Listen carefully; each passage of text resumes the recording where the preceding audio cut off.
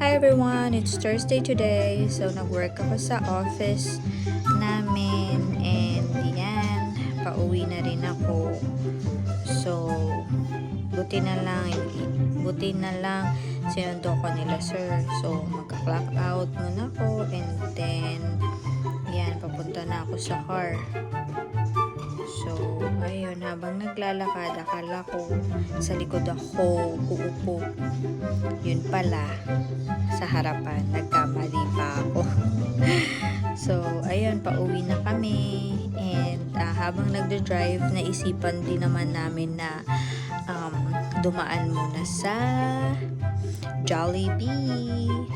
Ayan, to get some food para sa lunch namin and also para kay Zion.